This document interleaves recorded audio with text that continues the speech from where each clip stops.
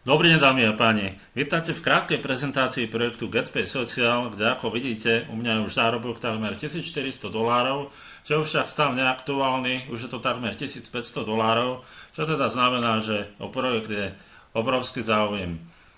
Veľmi dôležité je to, že takýto zárobok budete môcť bez problémov mať bez toho, že by ste do projektu investovali jediný cent z vlastných peňaženiek alebo z bankového účtu. Jednoducho nemusíte investovať ani cent. Ako samotári v tomto projekte budete môcť zarábať okolo $650 až $700 čistom. Takže je to jednoducho projekt projektov a naozaj je legálny, je seriózny a má veľkú budúcnosť. Dôležité ešte je to, že tento zárobok prakticky je len časť zárobku, ktorá bude k dispozícii, keďže hlavným produktom spoločnosti sú úlohy, platené úlohy, ktoré budú každý deň k dispozícii. Takže predstavte si to, že vy sa teda zapojíte do projektu, ktorý začne naplno od 30.11.2015, ak to pozeráte toto video neskôr, tak už začal. A začnete teda zdarma. Začnete zarábať nejakých $6 až $7 denne a za nejakých 7 až 10 dní si teda zarobíte na členstvo, ktoré teda budete si môcť zakúpiť, a od toho dňa vy už budete zarábať prakticky 27, okolo priemere $27 denne. Čo znamená, že vy si potom znovu na ďalšie členstvo zarobíte v priebehu 2 dní. Veľmi zaujímavé. Prečo je to takto riešené, prečo je tam nejaké členstvo? Je to vlastne kvôli americkým zákonom, tam nemôžete zarábať bez toho, že niečo máte zakúpené, teda buď nejaké členstvo alebo nejaký produkt v týchto prípadoch alebo v takýchto podnikaniach. Ďalšia vec, tí z vás, ktorí jednoducho to pochopia hneď, a napríklad ešte do toho plného spustenia, do 30.11., to mám starší dátum, takže je to do 30.11., máte k dispozícii ešte možnosť kúpiť si z vlastných peňazí balíček alebo členstvo za $27. Môžete si kúpiť teda mesačné, ročné, to je za $97, ale dajme tomu, investujete do toho iba $27 z vlastných peňazí, tým pádom zarábate od prvého dňa $27 každý deň.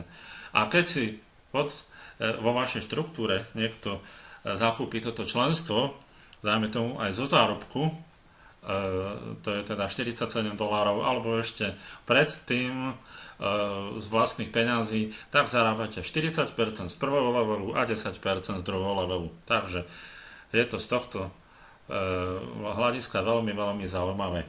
To sú vlastne momentálne dnešné moje zárobky. Toto hovorím o zárobkoch, to čo som teraz vyznačil, to sú zárobky z úloh, ktoré budem mať každý deň. Poďme teda na to, aký je postup, keď chcete začať ako zdarma.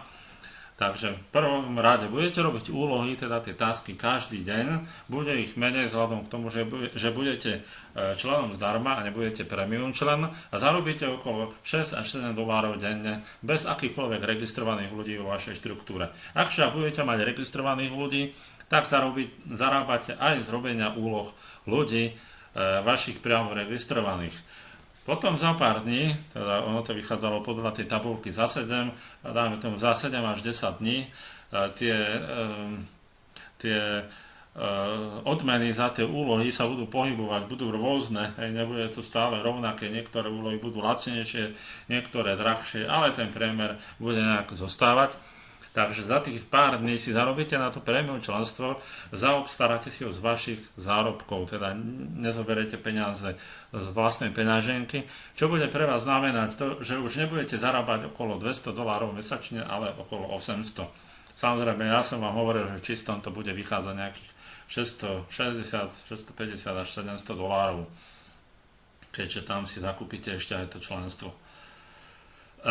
Taktiež budete to členstvo si zaobstaráte a ešte tam budete vlastne, aj sú nejaké poplatky, keď si pošlete tie peniaze na PayPal, tak tam budú nejaké poplatky za prevod.